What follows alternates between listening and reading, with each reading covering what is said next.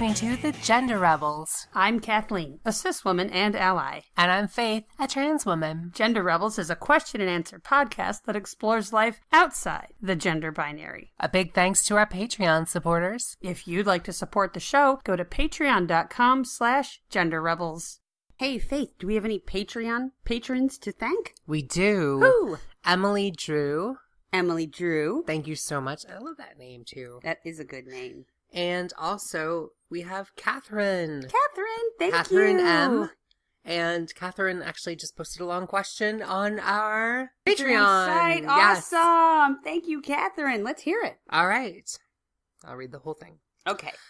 Hello, ladies. I wanted to say how helpful your podcast has been for me. Aww. My wife is currently in transition, and I was wondering if you guys would ever do a podcast on how someone such as myself being the spouse, could be supportive. I'm very honest with her, including her wardrobe, which she clearly and greatly appreciates. However, I'm literally the only person giving her real positive and negative feedback in her life. At times, she comes home sad and brought down from the world and the lack of acceptance and or honesty. For example, we went shopping tonight at the mall, and it went south even here in our liberal city. She caught people making whispering looks, and she was also upset about the folks who were over-reassuring. She could have her makeup smeared and people who never say a thing and only reassure her that she's pretty. Anywho, all of this tends to bring her down, and as her spouse and new to the LGBTQ community, I really do not know how to support her other than reassuring her that people are shit, and I have no problem punching someone in the mouth if she wants, for lack of better words. Sure. Is there any advice you could give or even do a show on how we can best support our trans partners? There are really little to no resources for us. Thank you so much for what you ladies do. Aw. My favorite episode so far has been the internalized transphobia, which my wife also suffers from, and that episode really brought it home for me, and I finally understood why she felt the way she did about being trans and her dislike of other trans people. Aww. Sincerely, Catherine. Huh. Wow. That is a tough one. One person liked our internalized transphobia. That wasn't a popular episode. It wasn't. That's why we had to go back and do a kind of disclaimer on that one. A content warning. Yes. Yeah. Yeah. Do you have any thoughts? It's really a cat question. It is a cat question. I will question. say that I have, like most, I think trans women, I can't speak for trans men, but I'm sure they go through the same thing as well as non-binary people. Yeah, there's looks. We've discussed on the show. Sometimes I'm like not 100% sure if those looks are like that person is trans or if that look is just how people look. Right, right. Because you lose that know. as soon as you are full time. You don't have any kind of comparison. Because I've worn like sunglasses and kind of looked at people out the corner of my eye, and they are kind of giving that same weird look, but just straight ahead. So I think it's just I think it's sometimes it is a weird look, sometimes it is us and our fears getting the better of us. And again, it's hard to know. And if there's a safety issue, get the hell out of there, get somewhere safe, somewhere crowded, but. Generally, it's hard to know. And the same with the makeup thing. I do think that this was an issue in on the subreddit, our trans passing, where people would post pictures, do I pass? And, everyone was always glowing. Yes, you look beautiful. To the point where it became a joke on some of the other jokier, where people will post, pictures of like Eugene Levy and being like, I'm a trans woman, do I pass? And I thought trans passing was just for people to post pictures of them passing. Originally, and this was like 5 or 6 years ago, it was about you could get criticism, it was constructive criticism, and it since has just become a selfie hug box, which is great because positivity and support is awesome, but where do you go? But again, it's sometimes too much support can be a little frustrating when you do want honest feedback. Sure. Yeah. Oh boy. So there's a really tough question in there. There's a very tricky one. And you mentioned, Catherine, that I am literally the only person giving her real positive and negative feedback in her life. She comes home, people are snotty at the mall or whatever. She's upset even when people are overly reassuring. So this is the problem, right? This is the question, is What is the ground truth?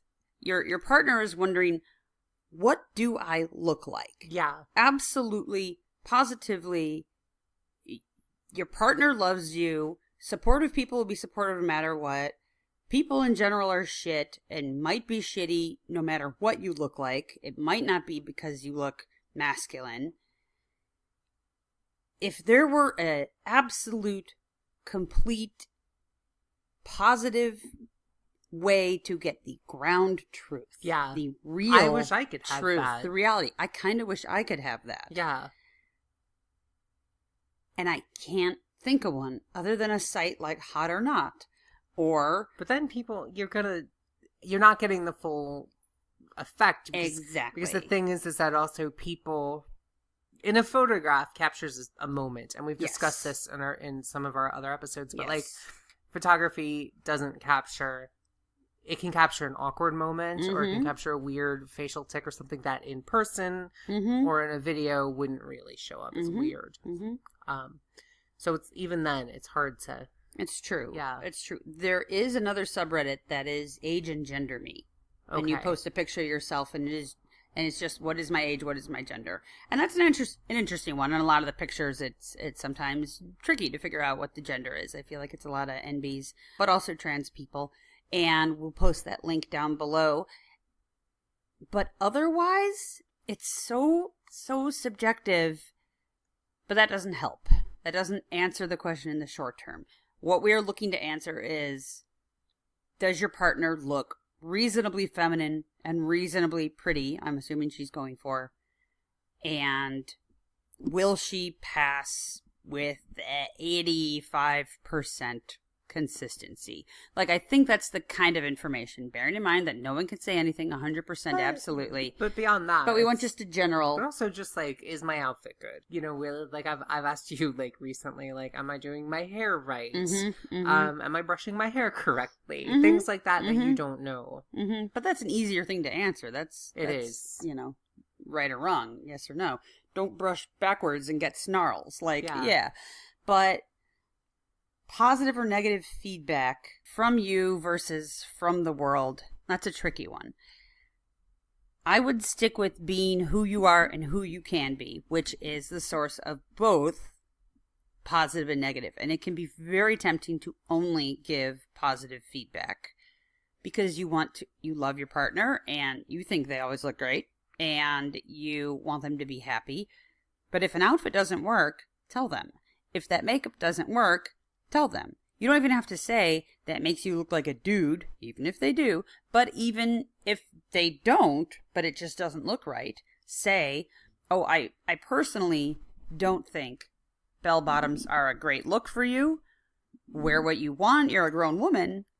But I would vote no on that outfit. You get to give that information, especially if she's asking for it. Well, it sounds like she is giving. She is the only source. Yeah. So, but she wants to support her spouse with the stress of dealing with all these shit in the world. Yeah. Of nice people being too nice and people being not nice enough. I mean, how do you support me? Well, luckily, you already know what Catherine tells her wife, which is what I tell you, which is that people are shit. Oh, I know and the reason this is important to know is because the best way to deal with feedback from strangers, be it positive, negative, honest, dishonest, is to just give yourself a little distance from it, is to make it not matter so much. Yeah. Now, I know this isn't like as straightforward as it might be for cis girls, where it's just, how does this outfit look? I know that not passing can be problematic or deadly, and I don't want to minimize that.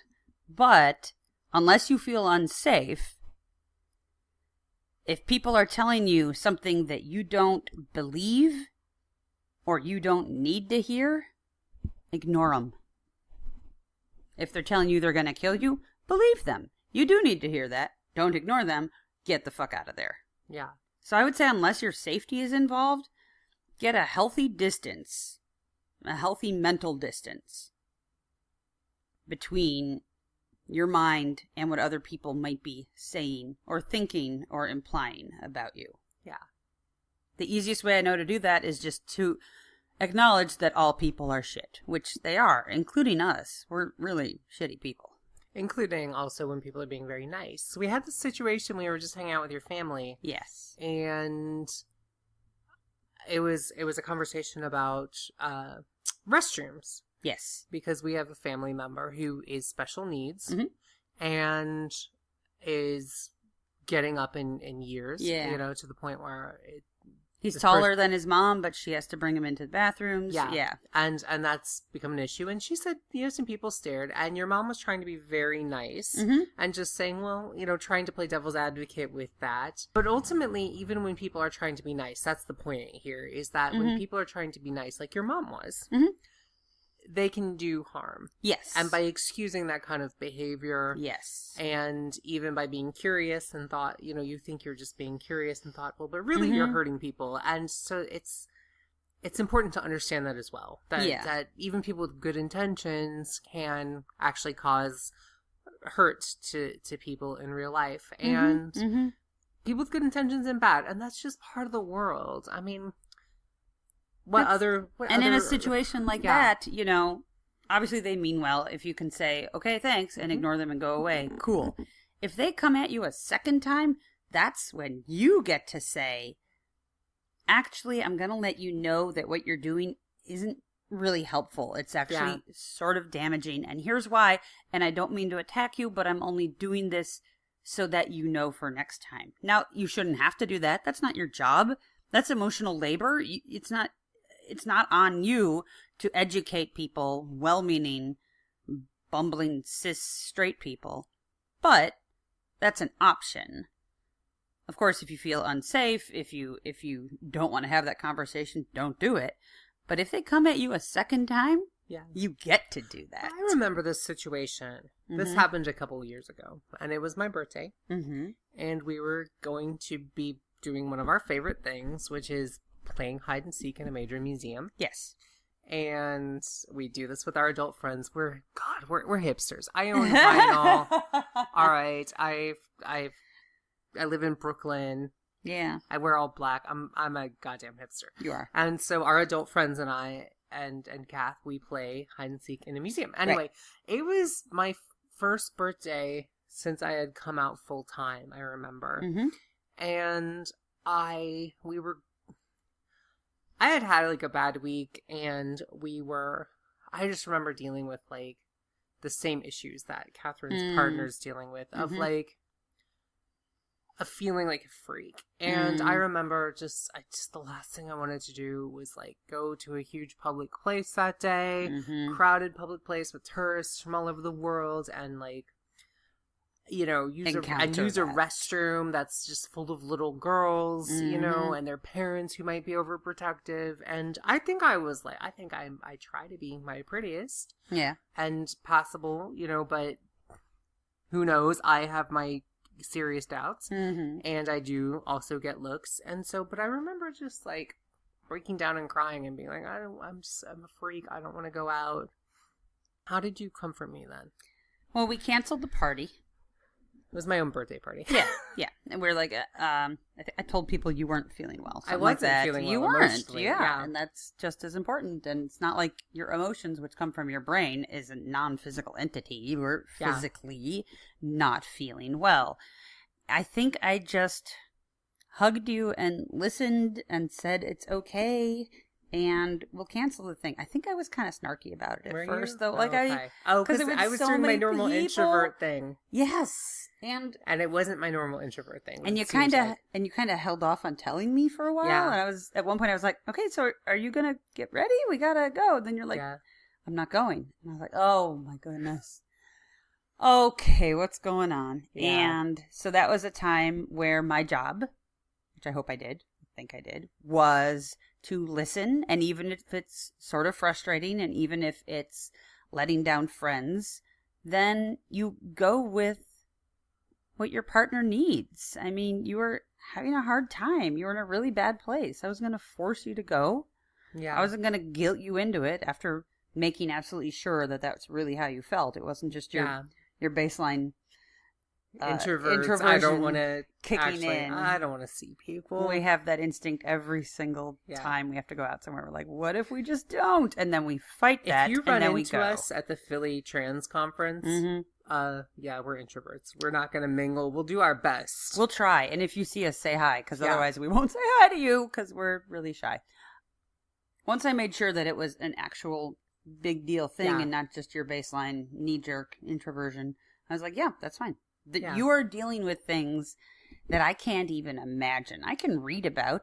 I can read first-person accounts. I can listen to your stories and listen to what you've been through, but I can't really understand it the way that, like, Catherine's partner can. All I can do is trust you to let me know when you need extra help, like this birthday party, and then my job is to do what I can to give you that extra help. Yeah. And Catherine, sometimes it's going to be tough. Sometimes you're going to have to cancel a party. Maybe you worked on it. Sometimes, she won't be ready to hang out with your family or meet your coworkers or something. Sometimes there's going to be stuff. And that was a huge thing you did. Too, that was supportive. When we've talked about this in the show, but when we went to Chicago to meet your family and we, I was terrified. And you helped support me in that. And you helped support me in coming out. I mean, was all that just, how was that? You've seen me nervous. You've seen me super nervous and super anxious about coming out at work, coming out to family, coming out to, friends. How have you dealt with that? You do manage to play it cool. You're pretty good at coping and, like you said, for the name change, put one foot in front of the other and just get through it because it has to happen. It has to be done. I started this. I'm going to finish this. You are good at forcing yourself through those things. But yeah, I know it's hard. And then it's just my job to listen and to see what you need done and do it. You needed me to write some kind of letter to aunts and uncles and cousins before we went to the big family party. And you needed me to stand up for you when my folks kept misgendering you last time we were at home. And it's just a matter of knowing what you need and doing it. And sometimes I won't guess what you need. And so you do need to tell me what you need. But once you do, I like to think that I do what I got to do. And you've been wonderful. Thank you. Yeah, you've been really amazingly supportive. I'm sure I've been shitty in other ways that I didn't even know. I'm sure we're all shitty in ways that we don't know. So Catherine, just listen. Make sure you guys are talking about this, that you know what the hard stuff is, what the easy stuff is, the good stuff, the bad stuff. Figure out what you're able to do. There might be some stuff that you can't change, you can't fix, you can't be supportive of. Your partner's going to work every day, I presume. They're on their own there. At that point, they're at the mercy of their workplace and their supervisors and the policies, and hopefully someone willing to step up if a coworker gives them a hard time. That's out of your hands. But what you can do is be accepting and supportive and listen. Yeah. If your partner's willing to talk about it, listen. And also, I think that transition is really difficult. It's more difficult than I think I even imagined, and I imagined it being incredibly difficult. It was easier in a lot of ways, but it was also more difficult in ways that I didn't imagine. Yeah. And it's those things that sneak up on you. And sometimes you can, as a trans woman, like your partners or like I am, I just know there's those days sometimes where it's like I dress up to the nines for work and I'm looking fabulous and I'm amazing and I'm like, I'm owning this day. And then I'll be walking through the building at my work and just get a weird look from someone and I'm like, damn it, this whole fucking day, And it's knowing your partner. It's knowing your partner's moods. I'm like Kath said, I'm probably not I'm one of those people who stews and digests. Yeah. A lot of the times, and that's good. You're not yelling and breaking things. I'll take stews and digest any day. And so that's kind of how I deal with things. And it's hard to know. It's, you just have to know your partner. You have to know your partner's mood, and you may know when your partner's upset, and just be there for them like you were before they transitioned. It's really no different being supportive, but I think it sounds like you're already nailing it. I think you're doing a pretty good job, or you wouldn't have even asked this question. And one thing you're saying, know your partner's moods.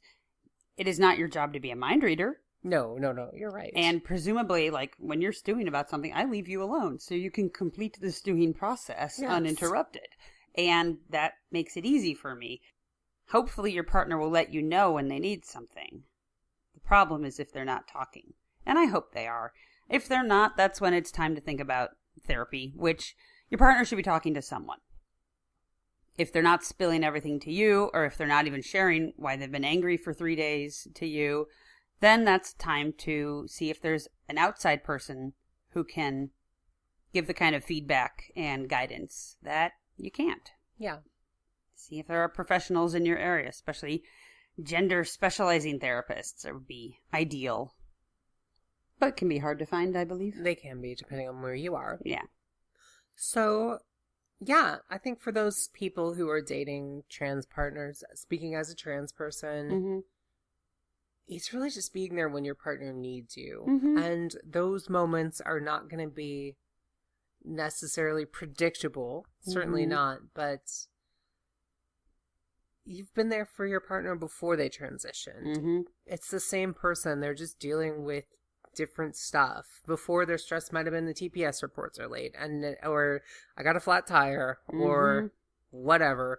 And now it's, I'm getting shit from random people over my transition, or people are not giving me honest feedback. Like, it's the caring for your partner is not really different. It's the stressors that are different, but the caring and the comforting and the being there is the same that should be you consistent. were doing. Yeah. So I hope this helped. Yeah. Catherine, definitely let us know. Send us some feedback, or other listeners, if we've got partners of trans folk. Let us know if that's at all helpful, or if there's anything we missed or anything else you want to know. I hope this was interesting. Yeah. Thanks for listening, everybody. Thank you so much. And Catherine, thank you for supporting us on Patreon. Yes, and for the excellent question. Yes. We'll talk to you all next time. All right, everyone. Bye. If you've enjoyed this episode and want to help us keep making more great content, go to patreon.com/genderrebels. We have many different levels of support and lots of great rewards, including drinks with the Gender Rebels at Stonewall. Please leave a 5-star review on iTunes. That makes it easier for other people to find us. And send your questions to questions@genderrebels.com. Or find us on Twitter @TheGenderRebels. Music for The Gender Rebels is by Jasper the Colossal. Follow the link down below or download them on iTunes today. And for all our episodes, visit genderrebels.com. The Gender Rebels is a Comeback Sync production, copyright 2017, all rights reserved. And to all you gender rebels out there, keep rebelling. Bye. Bye.